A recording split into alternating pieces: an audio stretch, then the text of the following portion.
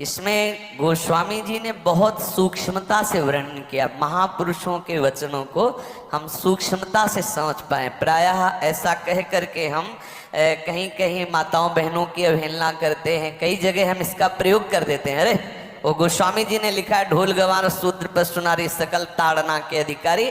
अब इसकी व्याख्या सूक्ष्मता से सुने और विचार पूर्वक। शास्त्रीय प्रमाण के अनुसार ढोल है ना, ढोल को ताड़ना चाहिए।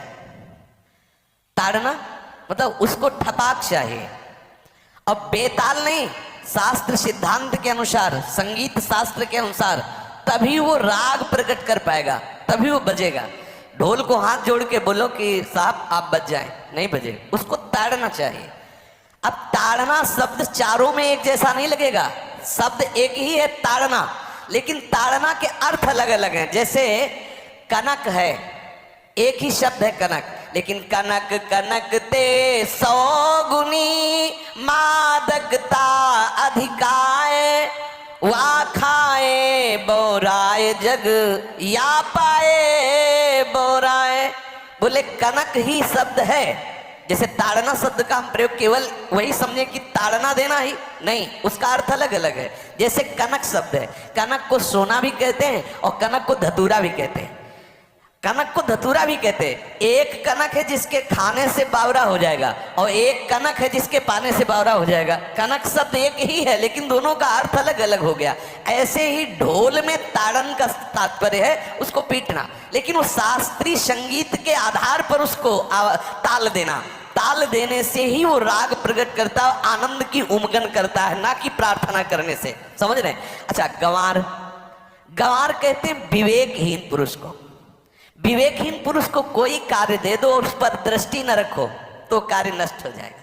वहां ताड़ने का तात्पर्य उसको पीटना नहीं है, उस अविवेकी गंवार पर दृष्टि रखो।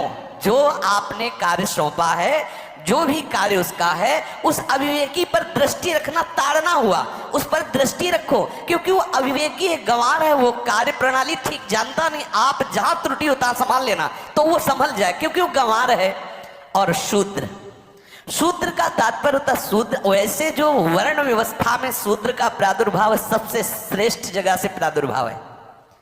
वर्णन आता है, ब्राह्मणोष मुखमाशीत बाहु राजन्य कृता उरुत 10 जद वैश्या पदभ्याग्रम शूद्रो जायत।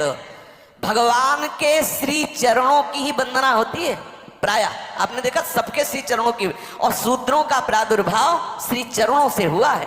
कोई ऐसा न समझे कि शूद्र का मतलब निकृष्ट होता है। यहाँ शूद्र का तात्पर्य, जब से किसी से कहते हैं कि शूद्रवत आचरण करता है, मतलब शास्त्र विरुद्ध, सदाचार के विरुद्ध आचरण करना शूद्रवत आचरण की तरफ संबोधन किया जाता है। यहाँ कहा गया कि शास्त्र की सम्मति, शास्त्र के शासन के अनुसार आचरण हो, सदाचार परायण हो। शास्त्र जिसके लिए जो विधान करता है, शास्त्र शासन स्वीकार करना, यहाँ शूद्र के ताड़न की बात कही गई। यहाँ शूद्र ताड़न का तात्पर्य डंडे से प्रहार करना नहीं, समझना। और जो चौथा कहा गया नारी, अगर स्त्री को हम ये कहें कि ताड़न से ही वो केवल काबू में रहती है, तो राष्ट्र में अपने प्रसिद्ध लक्ष्मीबाई जैसी कोई सामर्थ्यशाली वीरांगना, कोई वीरों सामने बड़े बड़े वीरों के दांत खट्टे कर दे, ऐसी बहादुर सिंघनी हुई, अंग्रेजों के दांत खट्टे कर दिए। अगर कोई समझे कि नारी केवल ताड़ने के लिए है तो उसकी मूर्खता है। पुरुष और नारी का समान प्रादुर्भाव हुआ है। भगवान ब्रह्मा के श्री अंग से दाहिनी तरफ से महाराज मनु और बाईं तरफ से उनकी पत्नी उनका प्रादुर्भाव हुआ शतरूपा। शतरूपा, अब आप बोलो, एक ही शक्ति के दो भाग हो गए, एक पुरुष रूप धारण कर लिया, एक नारी रूप धारण कर लिया। अब यहाँ विचार जो है कि उस नारी के ऊपर ताड़न शब्द का क्या प्रयोग है। जैसे आप मार्ग में चले जा रहे हैं और आपने दृष्टि चूक कर दी और नारी आपकी स्त्री पीछे चल रही, तो कोई हमला कर सकता है, क्योंकि वो रत्न है। 14 रत्नों में एक रत्न स्त्री रत्न भी है। स्त्री को रत्न कहा गया है। भगवान श्री राम जब वनवास में जा रहे हैं तो सिया जी को आगे नाव में जब चढ़ाना होता तो पहले सिया जी को चढ़ा, सीए चढ़ाई चढ़े रघुराई, पहले आगे।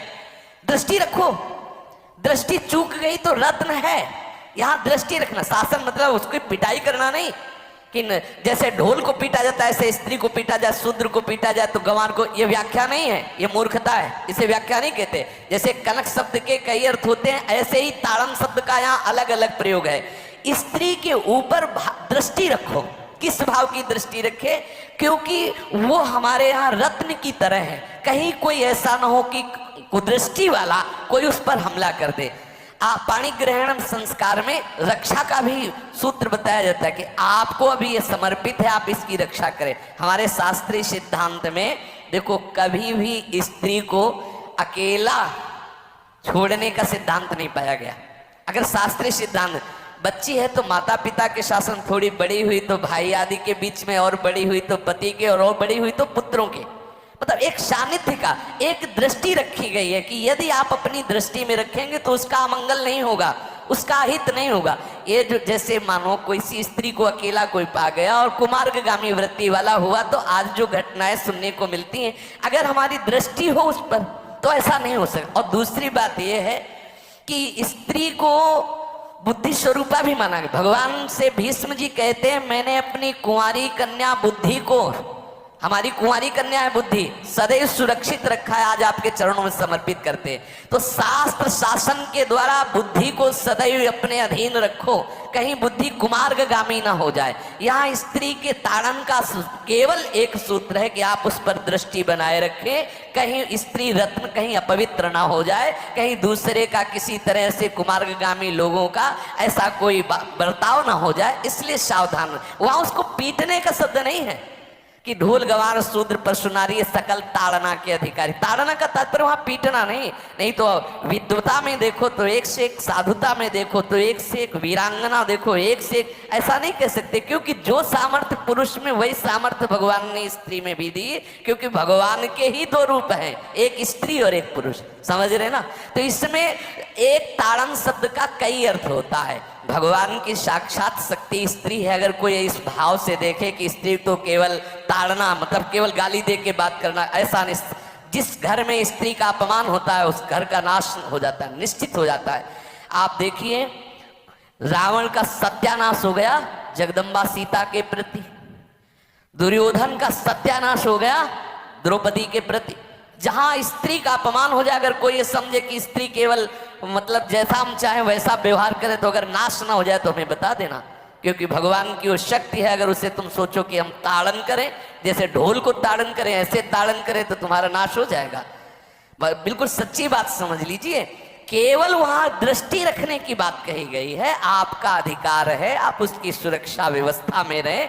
और एक वृत्ति होती है, अगर शासन ना हो तो हमारी बुद्धि भ्रष्ट हो जाए, हमारी बुद्धि भ्रष्ट हो जाए, आपकी बुद्धि भ्रष्ट हो जाए। भगवान का भय, शास्त्र का भय, लोक मर्यादा का भय, ये हमको सुरक्षित रखता है। इसलिए दृष्टि रखने की आवश्यकता है कि वो पवित्र रहे, वो सुरक्षित रहे, ना कि उसको पीटने के लिए यहाँ संबोधन किया गया गोस्वामी तुलसीदास जी ने। इसलिए सावधानी पूर्वक अपनी वृत्ति को पावन रखते हुए महापुरुषों के वचनों को समझने की चेष्टा की जाए। गोस्वामी जी ने जो यहाँ कहा, ढोल गवार शूद्र पशु नारी सकल ताड़ना के अधिकारी, तो ताड़ना का अलग अर्थ है, अलग अलग। जैसे ढोल में ताड़ना, तो वैसे सब जगह नहीं ताड़ना लगेगी। आप देखो, पशु जो है, चालक जो घुड़सवार होता है उसको ताड़ना एड़ी से देता है। अपने चालक जो होता है घुड़सवार एड़ी से, किसान जो होता है वो बैल को बोलता है दाहिने, जैसे हल जोतने होता है बाएं, वो भाषा समझता है, बाएं मुड़ जाए, और नहीं मुड़ता तो पीछे अरई है एक छड़ी, उससे वो इशारा देता है, वो समझ जाता है। पशु को अपने इशारे से चला लेते। अब उसे कहे, खड़ा होके हाथ जोड़ के कहे कि भैया बैल देवता आप थोड़ा दाहिने मुड़, तो नहीं मुड़ेगा। जब लगाम पकड़ी और थोड़ा ताड़न किया और बोले दाएं, तो फौरन दाहिने मुड़ गया। आप देखो, जो बैलगाड़ी चलाते हैं, घोड़ा गाड़ी चलाते हैं, ऊंट चलाते हैं, तो पशु शासन के द्वारा उसको इशारे से किधर चलना है उसको इशारा बता दो। अलग अलग जगह इस ताड़न शब्द का अर्थ प्रयोग किया गया है।